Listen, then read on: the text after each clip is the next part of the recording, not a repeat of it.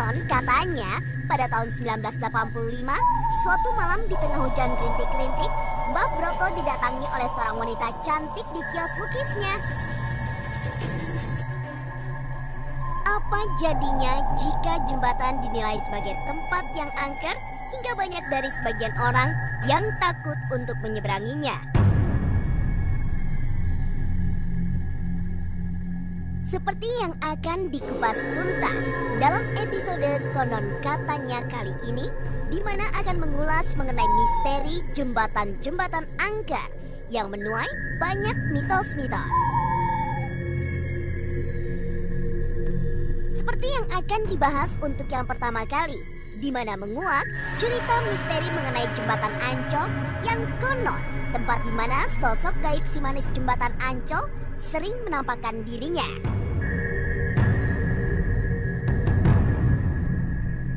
Siapa sih yang tidak kenal dengan hantu legenda si manis jembatan Ancol ini? Yang pada tahun 90-an filmnya mengangkat kisah ini dan sangat terkenal di masyarakat. Tapi mungkin bagi kids zaman now sangat asik dengan film tersebut. Konon katanya terdapat dua versi cerita tentang hantu si manis jembatan Ancol ini.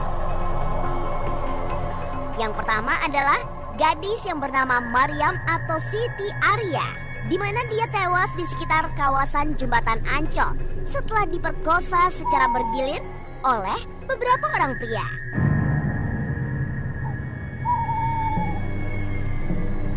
Menyadari bahwa Maryam telah tewas, konon katanya pria-pria tersebut lalu membuang jasad Maryam di jembatan. Melihat dari kisah ini, konon menurut cerita, Maryam pun menjadi arwah penasaran dan suka menghantui warga sekitar hingga tidak jarang pula diperlihatkan sosok dari Maryam tersebut.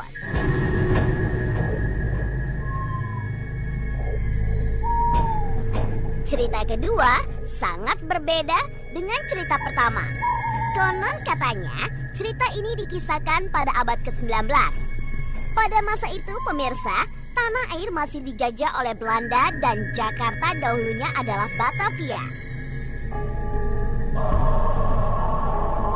Tinggallah seorang gadis bernama Maryam di dalam sebuah pavilion milik orang kaya bersama ibu dan kakaknya.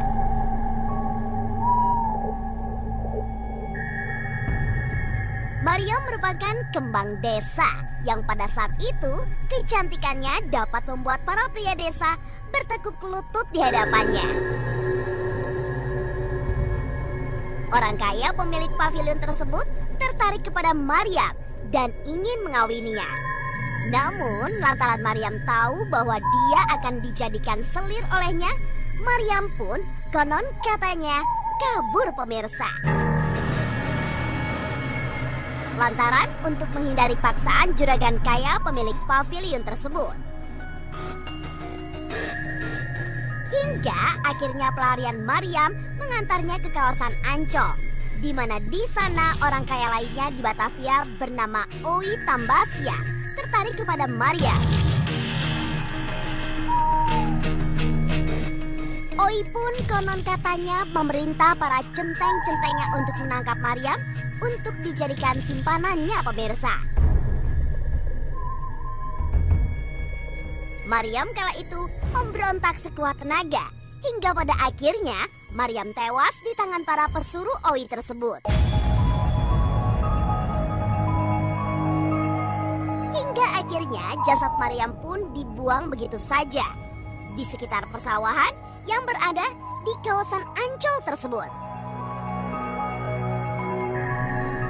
Dari cerita tersebut, konon katanya pemirsa, misteri si manis jembatan Ancol jadi santer dibicarakan hingga sampai saat ini.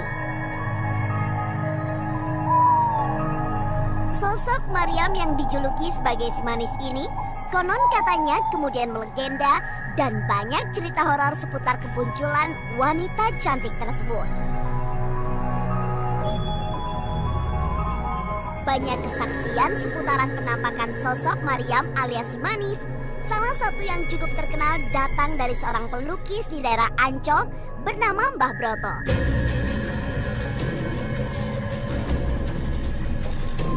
Konon katanya pada tahun 1985, suatu malam di tengah hujan rintik-rintik, Mbah Broto didatangi oleh seorang wanita cantik di kios lukisnya. Konon, wanita tersebut meminta Mbah Broto untuk melukis dirinya. Mbah Broto dan teman-temannya kemudian meyakini jika wanita tersebut adalah si manis jembatan Ancol.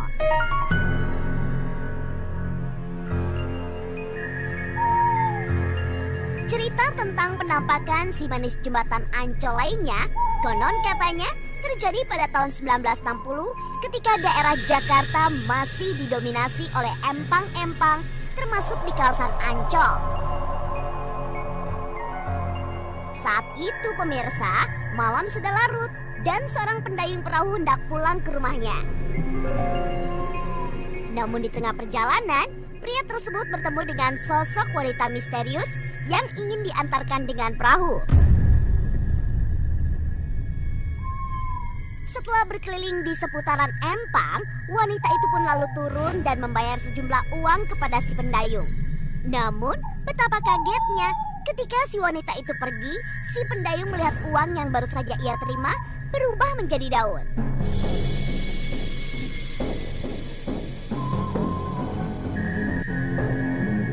Dan untuk melihat secara jelas seperti apa kondisi dari jembatan Ancol tersebut pemirsa, tim konon katanya pun bergegas menuju lokasi untuk menjalani.